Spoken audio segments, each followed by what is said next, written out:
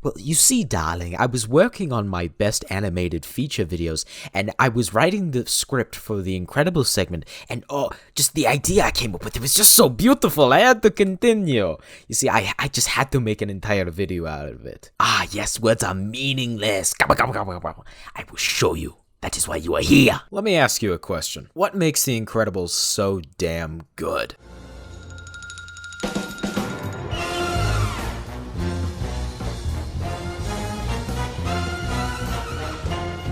I'm sure half a dozen things just popped into your head. Maybe the slur voice acting, the writing, the masterful directing, the beautiful cinematography, the fight scenes that still hold up, even something like the character design. Almost every single aspect of The Incredibles is flawless. To answer the question, what makes The Incredibles so great?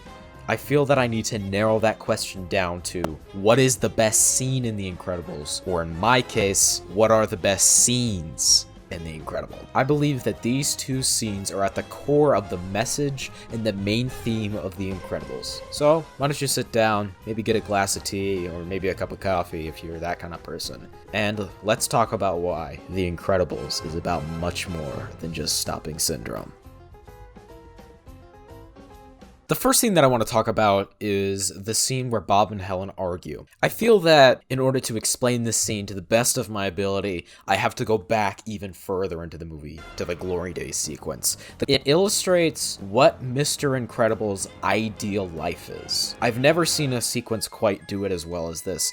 He adores the superhero life. He cannot get enough of it. And he cannot get enough of the non-stop thrills, the constant attention, all the people that are vying for him, the cops saying, yeah, you're the best, saving old women's cats from trees. He cannot get enough of it. Which is why when he loses that life, partially because of something that he did, and then we cut to 15 years later of him being an overweight, depressed guy, you kind of feel bad. This is a guy who his perfect life was completely just crumbled around him. It just shattered, and he couldn't find meaning in having a family and raising his kids, which Helen found meaning in pretty quickly, which is what makes this argument scene so good. It's compelling drama. You know that Helen is right because it's wrong for Bob to endanger their family, but at the same time, you feel for Bob because he just wants that taste of the glory days again, which is why when given the first opportunity to do real actual hero work again,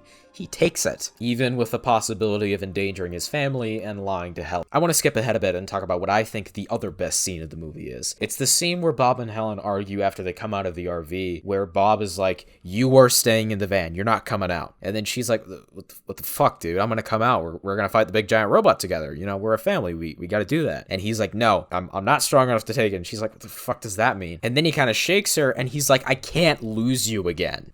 Now, let's rewind a little bit further back in the movie where Syndrome blows up the plane and Bob thinks that Helen and the kids died. And you can see that he starts to get really, really pissed off. And you kind of think to yourself, wait a second, you're getting mad about this thing that you didn't really seem to care about? Huh, it's almost like you never truly realize what you have until you lose it. And then in that final shot of when Helen kisses him, you know that he has found true identity in not being Mr. Incredible, not being the best superhero ever, but in being Bob Parr. And that is pretty powerful. Have a good night.